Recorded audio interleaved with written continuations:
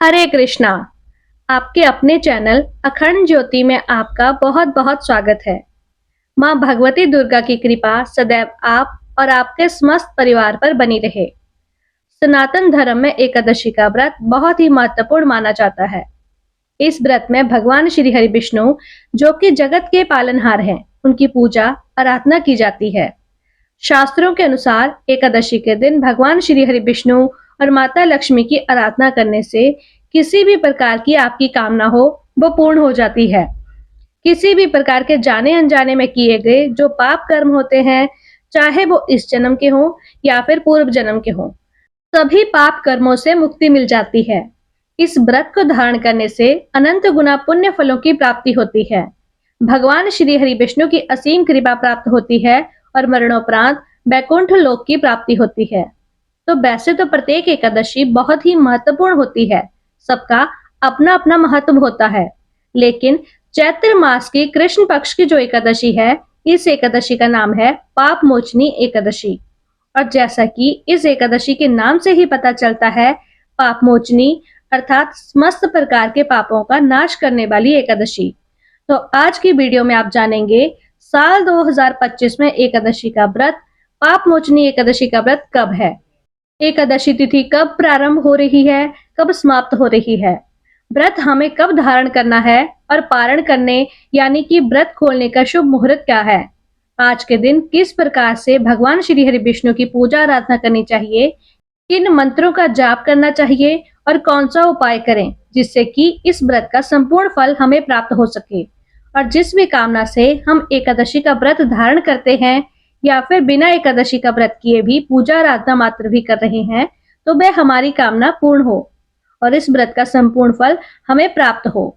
इसके लिए आज विशेष क्या करना चाहिए, संपूर्ण जानकारी आपको आज इस वीडियो में शेयर करने वाली हूँ। तो बहुत महत्वपूर्ण है आज की वीडियो, पूरा जरूर देख लीजिए।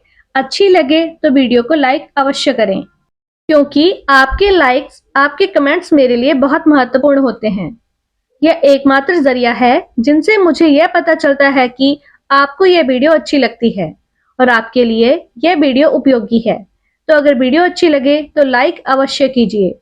तो सबसे पहले जानते हैं कि पाप मोचनी एकादशी की तिथि कब प्रारंभ हो रही है, कब समाप्त हो रही है और व्रत हमें कब धारण करना है। तो चैत्र मास के कृष्ण पक्ष की एकादशी तिथि प्रारंभ हो रही है 25 मार्च को सुबह 5:05 पर और इसका समापन होगा 26 मार्च को सुबह 3:45 पर।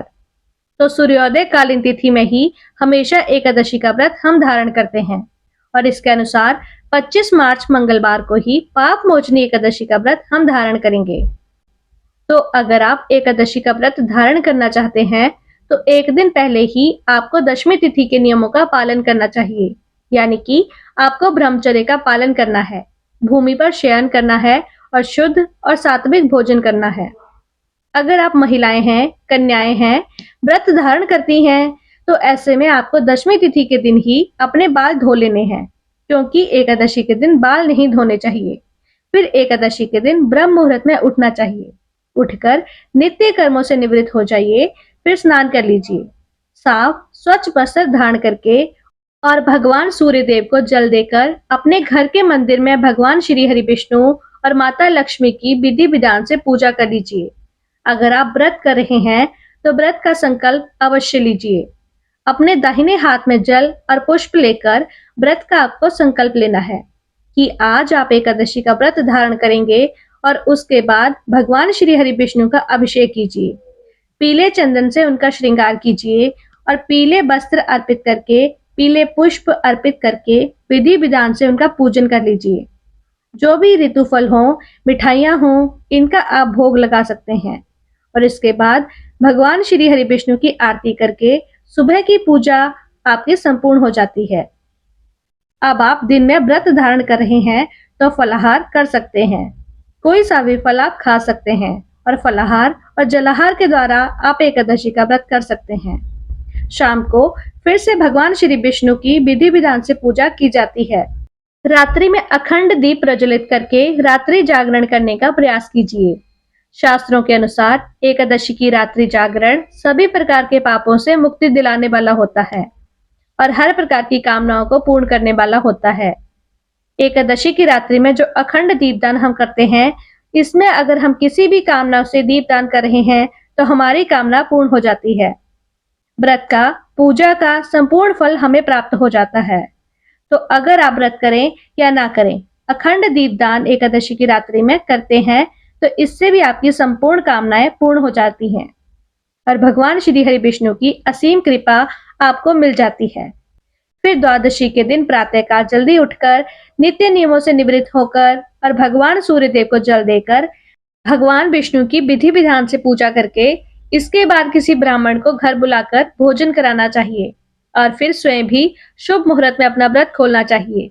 तो द्वादशी तिथि प्रारंभ होगी 26 मार्च को सुबह 3:45 पर और द्वादशी तिथि का समापन हो रहा है 27 मार्च को सुबह 1:43 पर। तो एकादशी व्रत का पारण हम कब करेंगे? एकादशी व्रत का पारण हरिवासर की समाप्ति के बाद ही किया जाता है। द्वादशी तिथि प्रारंभ होने के बाद का जो प्रारंभिक समय होता है, 1/4 समय द्वादशी तिथि का, उसे कहते हैं हरिवासर। इस समय में बिल्कुल भी मतलब भूलकर भी पारण नहीं करना चाहिए। तो यह लगभग 5-6 घंटों का समय होता है। तो 26 मार्च को हरिवासर की समाप्ति का समय है सुबह 9:14 पर। तो सुबह 9:14 से सुबह 10:56 तक आप अपना व्रत खोल सकते हैं, व्रत का पारण कर सकते हैं। और अगर आप इस समय में अपना व्रत नहीं खोल पाते हैं किसी भी कारणवश में, तो ऐसे में दोपहर में 1:41 से 4:08 का जो समय होता है, उस समय में भी आप अपना व्रत खोल सकते हैं। तो व्रत के पारण का शुभ मुहूर्त का ध्यान रखिए। तो साल 2025 में पाप मोचनी एकादशी का व्रत रखा जाएगा 25 मार्च 2025 को। कई भक्त ऐसे हैं जो 26 मार्च को एकादशी का व्रत धारण कर रहे हैं। तो 26 मार्च को द्वादशी है, मतलब शुद्ध रूप से द्वादशी है और इस द्वादशी का नाम है बंजु द्वादशी। मतलब शास्त्रों में इस प्रकार का वर्णन आता है कि अगर आप इस द्वादशी का व्रत करते हैं, तो आपको कई हजार एकादशी व्रतों का फल प्राप्त हो जाता है। तो इसलिए बहुत से भक्त ऐसे हैं जो कि शुद्ध रूप से द्वादशी का व्रत करते हैं। तो ऐसे भक्त 26 मार्च 2025 को एकादशी का व्रत करेंगे। कई भक्त ऐसे हैं जो कि 25 और 26 दोनों दिन व्रत करना चाहते हैं। तो बिल्कुल आप कर सकते हैं, मतलब एकादशी और द्वादशी दोनों ही व्रत आप कर सकते हैं। और फिर व्रत का पारण आप करेंगे 27 मार्च को। अब 27 मार्च को द्वादशी नहीं है, लेकिन त्रयोदशी है। तो त्रयोदशी में व्रत का पारण कैसे करेंगे? तो जब इस प्रकार का संयोग बनता है कि एकादशी और द्वादशी दोनों ही इस प्रकार से मिलती हैं, शुद्ध रूप से मिलती हैं आपको, तो ऐसे में इस व्रत को धारण करके अगर आप त्रयोदशी में व्रत का पारण करते हैं, तो इसमें किसी भी प्रकार का दोष नहीं होता, क्योंकि यह शास्त्रों में ही वर्णित है कि आप इस प्रकार की द्वादशी करें, शुद्ध रूप से द्वादशी करें, तो इसका फल आपको बहुत अधिक प्राप्त होता है और फिर आप व्रत का पारण त्रयोदशी में कर सकते हैं, इसका कोई दोष नहीं लगता। तो जो भक्तजन एकादशी और द्वादशी दोनों व्रत करना चाहते हैं, बिल्कुल कर सकते हैं। अगर आप सिर्फ एकादशी का व्रत करते हैं, तो आप 25 मार्च को कर सकते हैं, और अगर आप 25 मार्च की एकादशी नहीं करना चाहते हैं, तो 26 मार्च को आप एकादशी द्वादशी दोनों ही व्रत कर सकते हैं। आप इसका व्रत भी कर सकते हैं, किसी भी प्रकार का कोई दोष नहीं है। मन में किसी भी प्रकार का संशय मत रखिए। 25 मार्च को एकादशी के दिन बहुत ही शुभ और श्रेष्ठ संयोग हमें प्राप्त हो रहा है, सर्वार्थ सिद्धि योग का, जो कि सुबह 4:26 से 6:29 तक रहेगा। और 26 मार्च को द्विपुष्कर योग आपको प्राप्त हो रहा है, जो कि अत्यंत ही श्रेष्ठ है। इस समय में कोई भी शुभ कर्म आप करते हैं, तो आपको दुगना फल प्राप्त होता है। और द्विपुष्कर योग रहेगा 26 मार्च 2025 को सुबह 3:49 से सुबह 6:28 तक। एकादशी के दिन ब्रह्म मुहूर्त में स्नान करना चाहिए। तो ब्रह्म मुहूर्त का समय आपको प्राप्त हो रहा है सुबह 4:45 से सुबह 5:40 तक। इस बार एकादशी पर शिव योग रहेगा, सिद्ध योग रहेगा, सर्वार्थ सिद्धि योग रहेगा। तो इतने सारे शुभ संयोग में आप अगर बिना व्रत किए भी पूजा करते हैं, तो आपको पूजा का कई गुना फल प्राप्त होगा। इसलिए विधि विधान से भगवान श्री हरि विष्णु और माता लक्ष्मी की आराधना कीजिए। अगर आप व्रत करते हैं, अत्यंत ही श्रेष्ठ है। व्रत नहीं कर पाते हैं तो भी पूजा आराधना जरूर करनी है, इस बात का आपको ध्यान रखना है। तो आज की वीडियो में पाप मोचनी एकादशी व्रत से संबंधित संपूर्ण जानकारी मैंने आपसे शेयर की है। उम्मीद करती हूँ यह वीडियो आपके लिए उपयोगी होगी। अगर यह वीडियो आपको अच्छी लगे तो इसे लाइक कीजिए, शेयर कीजिए और चैनल पर पहली बार आए हैं, अगर अभी तक आपने चैनल सब्सक्राइब नहीं किया है तो आज की वीडियो अगर आपको अच्छी लगी हो तो चैनल को सब्सक्राइब करके बेल आइकन को जरूर प्रेस कीजिए। इससे यह होगा कि इस चैनल पर जो भी नई वीडियो अपलोड होगी उनकी नोटिफिकेशन आपको सही समय पर प्राप्त होगी। धन्यवाद।